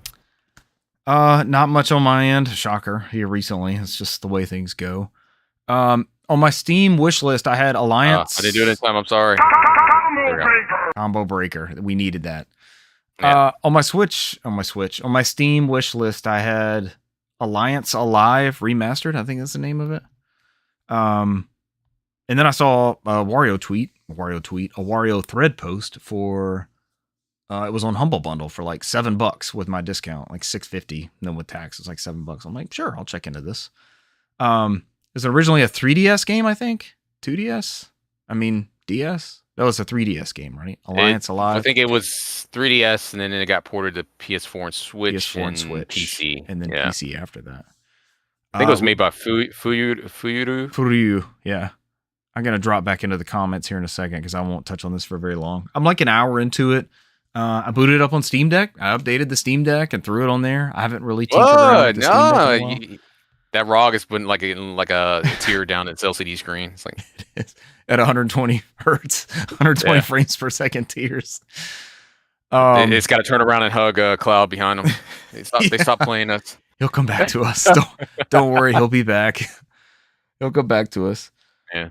It's a turn-based game. The characters are like in this chibi art style, but it just does some cool stuff with these RPG tropes, like with a world map. If you sit there long enough, it like pulls way back and it almost looks like a panorama.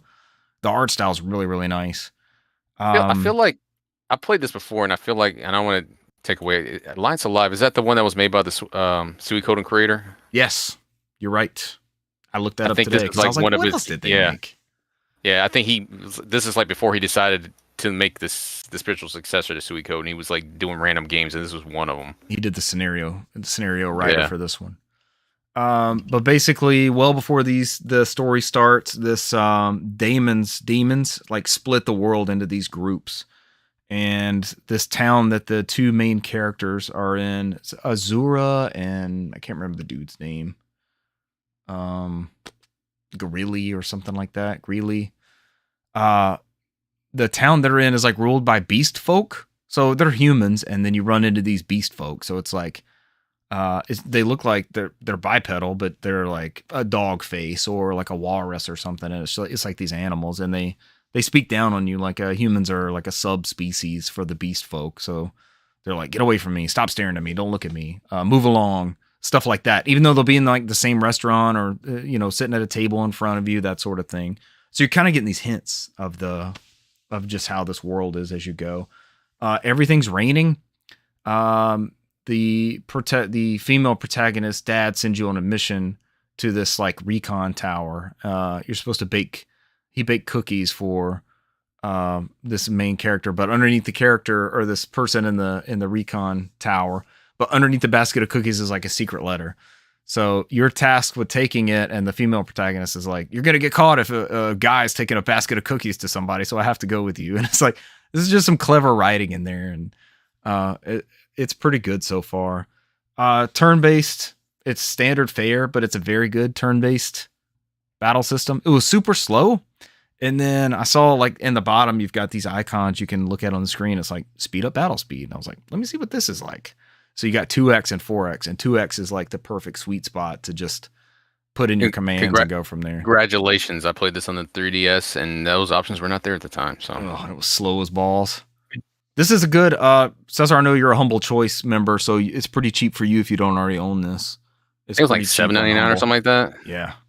I don't think I have the PC version. I think I double dipped on PS4 and Switch and 3DS. I think I still have the long 3DS box sitting over there. It was a big box with like a CD in it, I think. Mm-hmm.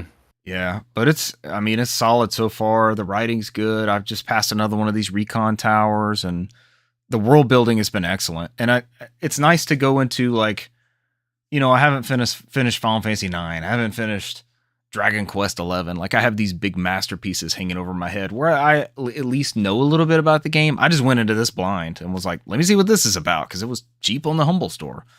And it's very surprisingly refreshing.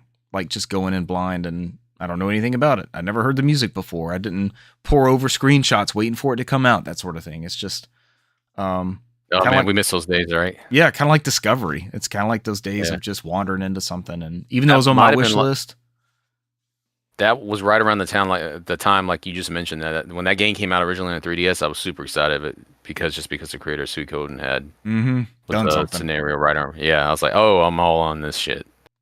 It is very difficult to play, though. It's like, I think it plays like Final Fantasy 2, right? If I remember correctly, where it, depending on your attacks and how you get hit, it builds your stats based off that, right? Yeah, because I've noticed that, like, attacks that I'm using more often are the ones that level up. Like, there's a weapon I haven't used, and I haven't gotten a boosted attack off of that character because I didn't use that other weapon. I think it's Final Fantasy 2-esque. I think it invites you to do different methods. If you block more, it builds up your defense. It's like that type of gameplay, if I remember correctly. It's been a long time since I played it. I'm sorry, I didn't mean to cut in. No, you're good. That's a good thing to know. If I keep messing with it. Yes, Ultra. I'm going to dip into the comments because that's all I'm going to touch on with that one. Thinking Inside the Box says, has portable really become that much of a thing? I know only like 2 people that have a handheld but don't really use them. Yeah, I would say pretty regularly. Like, that's my easiest way to play, is just to fire up a handheld and do something. I know between us, yes, and some of my family members, yes. But he brings up a good point. Majority of my coworkers, no. They're probably still console based or PC based. I'm streaky with it too. They don't consider Nintendo Switch as a console per se. So I think my coworker had one, and then he gave it to his sister because it's like, and then he never looked back. So not playing that NVIDIA Tegra 1. I think he said he was on it more when he was like riding the MARTA bus to work. He's like, yeah, it made sense. Now he's like, dude, he said either I'm in front of an iPad or in front of my PS5 or the console when I get home. That's all he usually says. So. Box, I think it fits in my lifestyle because it's almost like the Wii U scenario. Somebody's going to be using the TV. Even if I've got like a baseball game or something on, if I want to spend time with the family, whatever they're watching, whatever they have on in the background, it's easier for me to have something and be in the same room. Like, I'm not leaving the room to go play somewhere. I'm not removed from them, and I'm still doing my own thing, but I'm around everybody still. I think I've felt like that's always been my big thing, is like not being sequestered away, sort of, and doing that. Now I still do that when we play Warzone. Like, I'm down here at night playing with you guys, talking on the headphones and all that sort of stuff. But typically I can just pop in a headset and listen to the game audio and be around everybody still. Renee says, would you try the Pop-Tart ice cream while playing some Nintendo games? I might have missed. What is Pop-Tart ice cream? Pop-Tart ice cream. He must have went on another stream. I mean, we went to Kroger earlier, and he discovered the 7-Up Tropical, and he's like, "It's good. Have y'all had it yet?"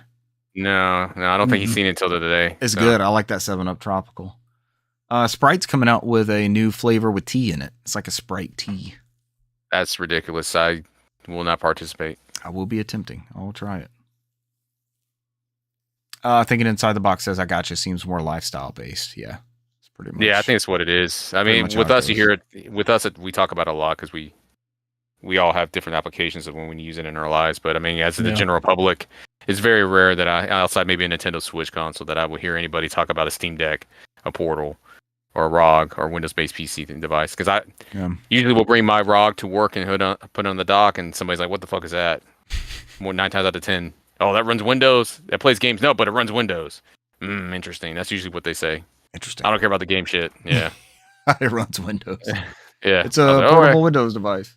That's what most of them say. Like, this, I can carry this shit around even better than a laptop. Yeah. And it's getting more advanced. Like, we joke about transferring, but Oblivion doesn't run great on that ROG Ally through the PC Game Pass, but if I'm indoors, like I can run a dungeon, right? And then save in that dungeon and come back to the full console experience later. And my save just carries over. Like that stuff's going to get better and better. And Play Anywhere is fucking immaculate, man. It is really, really, really awesome. And it will keep me, I'm more inclined to update that service, Xbox, what do they call it? It's just Game Pass, right? Game Pass Ultimate. Yep. I think I'm more inclined to keep that service going more than a Sony one, just based off what those offerings are like right now. They have way better games, and then you can stream your catalog. You know, there's when they start really rolling that stuff out. Yeah, those original Xbox games and 360 games and stuff are streamable from the cloud. That's going to be incredible. Yeah. And I mean, PlayStation's offering that with premium, but honestly, I think that price is way too high. You're locked.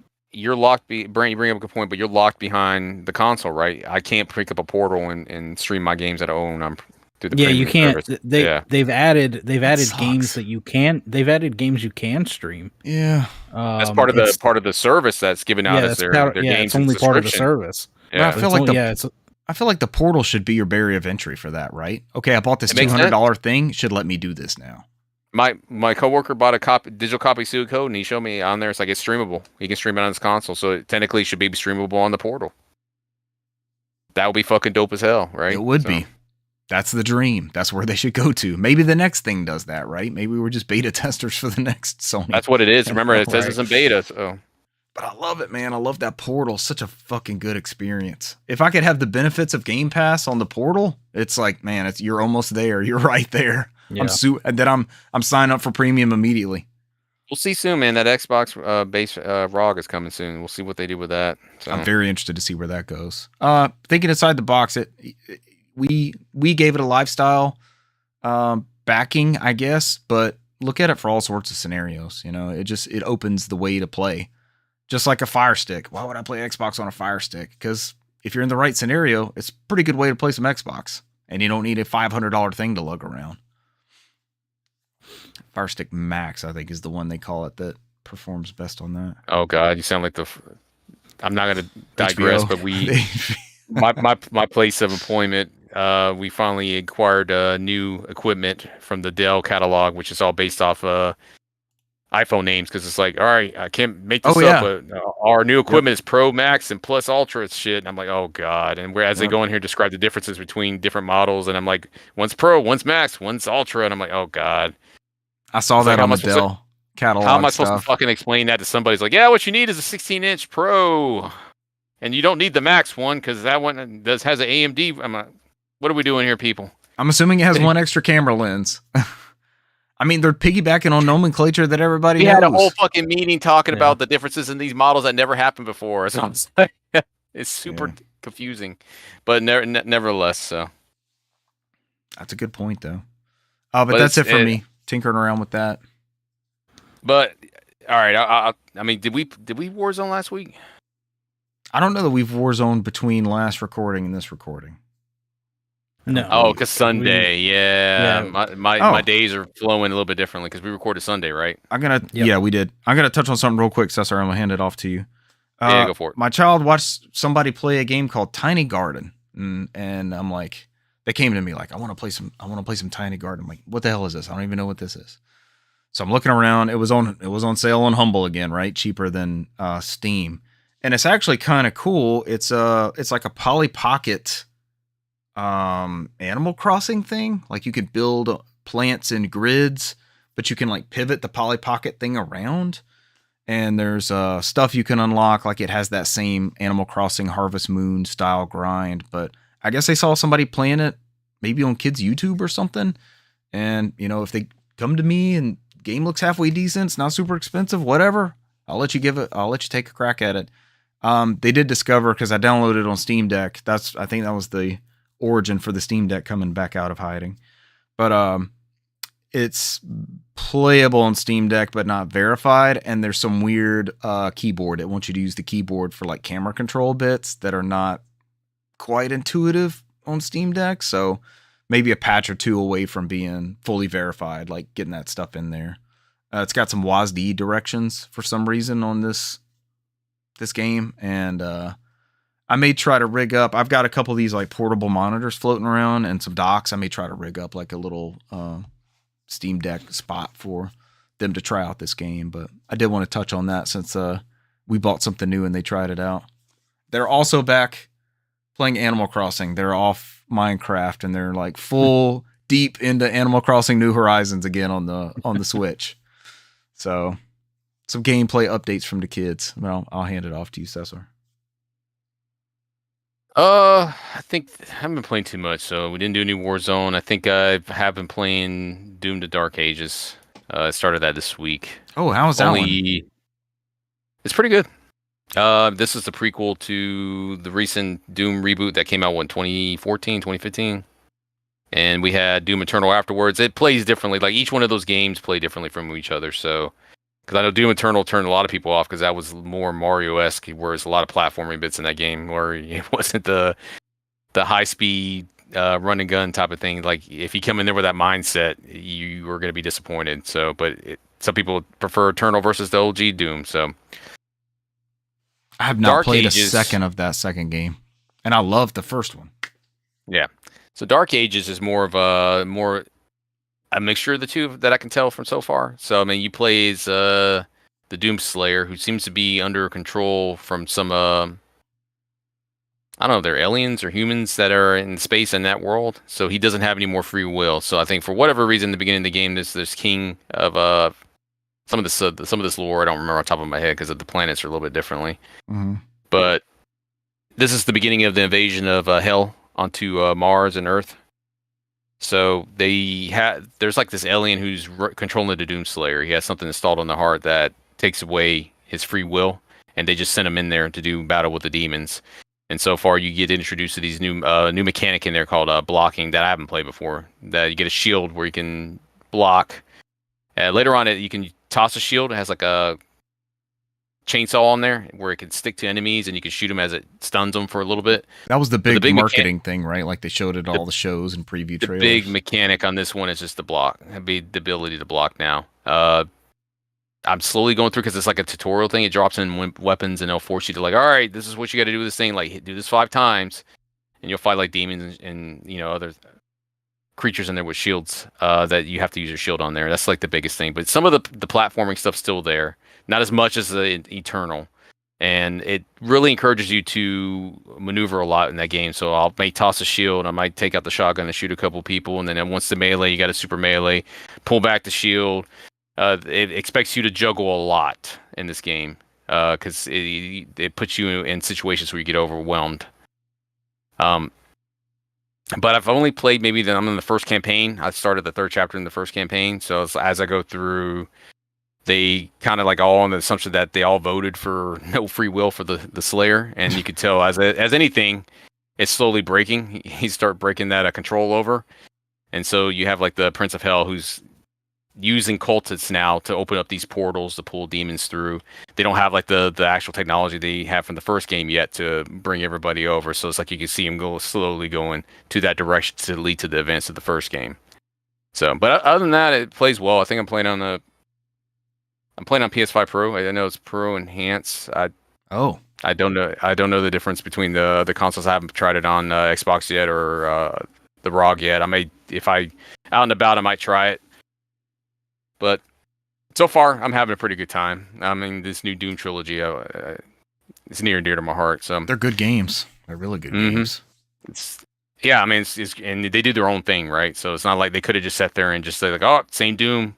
Doom 2, same Doom 3, right? Like that's a lot of uninspired stuff on here. They are okay doing like I always say like the Nintendo method where they're like, all right, let's do a different spin on this, but in the same universe and kind of keep some of the same things on there. They're not too shy of doing their own thing and not worrying about like, oh, we got to sell millions, so we just won't give people what they want, spoon feed them because that really doesn't work anymore. Outside of that, I still plugging away Forza Horizon 5. It's usually if I have like an hour or so, I'll just go around and just complete some of the quests on there. Almost done with that game. I'm now at the point where I'm just doing the live servicey parts. So like there's seasons on there. So like you'll get spring, summer, fall, winter. and those will update periodically in a time period. It's not like you don't have to wait for those actual seasons. It's like a week or a couple of days or so. They'll change it on there, and then you'll get like different cars and different stuff you can do, and depending on that one. So that's at kind of like the point of the game I am at right now. Outside of that, I play a whole bunch of different shit because I can go into Clear Obscura and all that stuff. But I'll wait till I get further in those games before I talk about it. I got a good bit of time in that, and I do recommend Richard to continue his quest to play South of Midnight because I haven't had that much fun with a game like this since Sands of Time, which I thought about. It's like, why does this game remind me of? And it reminds me of Prince of Persia: Sands of Time. That's what it reminds me of. What are you playing that on? Because I think I downloaded it on the Ally, but I don't know if I'm going to take a crack at it. I played on the Ally during lunchtime, and I played on console. I played on PC. I used the Play Anywhere on that one. It's just wherever I have access to something. Hell of a program, yeah. But I've enjoyed my South of Midnight a lot, man. The story's great, and I'll talk more about it when I'm done. But it reminds me so much. Reminds me so much of Sands of Time, Prince of Persia. That's what I sat there. I was like, this feels so familiar, like it's something new that I played before. Haven't played that I played before, but it feels like in that vein. And Sands of Time is like that. It's very Sands of Time-esque. The battles on there is even difficult, like Sands of Time, where it puts you in like these little arena areas, and you got to defeat all these enemies using different type of abilities that you learn. Like she has like these sheer like these needles where she can unravel threads. So like there's different types of enemies where you have to like push them, launch them to other things. It's very Sands of Time-esque. I think that's what it popped in my head. It's like, this is why I'm enjoying it so much, because I've been looking for like a good Prince of Persia game, and this is hitting it for me. So, but that's hell of a comparison. That's it. I'll give it a Brant. So, yeah, we all gotta go play South of Midnight now. Yeah, I haven't really been playing that much. Like Cesar, I probably played just a couple more minutes of Clair Obscura, and it starts out with, the first 5-10 minutes of gameplay just kind of very slow, giving you a little bit of story there, and then it just like dumps you into something, and it's freaking crazy. I gotta find this one up too. It's like the Normandy Beach, right? Like pretty when much. they landed there, it's like, holy shit! Like everything goes to hell at the very beginning. So quick. So many good games on Game Pass right now. Over the past like 2 months, they're just killing it. But like Cesar, I'm probably gonna wait and play a little bit more of that before I really get into it. I was waiting for you to talk about the Kingdom Hearts 3, Final Fantasy 15 zip along line things. Yeah. Other than that, I did play a little bit of Warzone by myself. Nothing. Rogan Battle Pass. Did you finish the Seth Rogen Battle Pass? I finished the Seth Rogen Battle Pass. That's pretty good stuff. And you perfected the laugh. So I just like it was so dumb. I don't know if I could ever do it again. Yeah, that was that one moment in time. That was good. Other than that, I did have one game acquired. Oh, I'm surprised Cesar didn't mention this. I don't know. Maybe his copy didn't come in, but no, I'm looking at it right there. Still sealed on top of my copy of Jujutsu Kaisen. Capcom Fighting Collection 2, baby. You didn't double dip? I triple dipped. Triple dippage. Triple dipped. Hey man. Combo well, hey, yeah, you gotta support. Gotta support these games, man. I need OG rivals, man. I need every Project Justice game ever made, man. There's one more left. I need it. And Power Stone. All right, what all's on that game? Brant, you showed us, but what is the game and what all's on it? So, what is the cumulative value? Is it over under $600? Capcom Fighting Collection 2 comes with 8 iconic Capcom titles. Capcom versus SNK 1 and 2, Capcom Fighting Evolution, the Alpha Street Fighter Alpha 3, Power Stone 1 and 2, Project Justice, and Plasma Sword. Plasma Sword, a Dreamcast game? Is that right? Is that I know Project Justice is a Dreamcast game. Project Justice is a Dreamcast game. Plasma Sword is the PSP versions of Power Stone. Plasma Sword is a Dreamcast game that we have not gotten since then. Stuck on Dreamcast? Justice, I think Project Justice was called Rival Schools in America. We had the first one on PlayStation. The second one was on Dreamcast, I believe. That's when Capcom was all in on Arcade Perfect Dreamcast. They did. They came out with tons of shit on Dreamcast. That was What was the 3D one in there, Brant? I don't have my copy to look at it. Was it Star Gladiators? Is that the other one? Star Gladiators. Or am I getting mixed up with? No, I think. No, it might be Plasma Sword. That might be the 3D one. I think it's just Plasma Sword is just the. Yeah. I think that's the 3D game that came out on PlayStation. I'm thinking of something else for 2D. There's some Dreamcast games that are not out yet that I need them to come out with. But yeah, I'm definitely all for supporting these because I mean, since the first Fighting Collection, there were some definitely some good ones on there. There's some amazing games on here too. But as long as Capcom keeps throwing these back out there and making these available, that's what I'm about. I've been getting them too. They had the Marvel collection too, right? Yeah. I think yes. Wasn't that on the Marvel first vs. one? Capcom? Yeah. Yeah, Marvel vs. Capcom Fighting Collection. So I'm excited classics. because we got Capcom versus SNK and Capcom versus SNK 2, and then we got SNK versus Capcom. So all 3 fucking games are out. Like, we have the full fucking saga. Yep. And those have been stuck on their respective platforms for 20 years? 20-ish years? Way too long. Way too long. All right. That's it for me. That's it for you. Ladies and gentlemen, you guys got anything else you want to add? Let's get out of here. Let's turn this into a Warzone stream. Give us a few to switch over to Warzone. But thank you guys for joining us this week, and we will catch you next week. Bye. See you. Adios.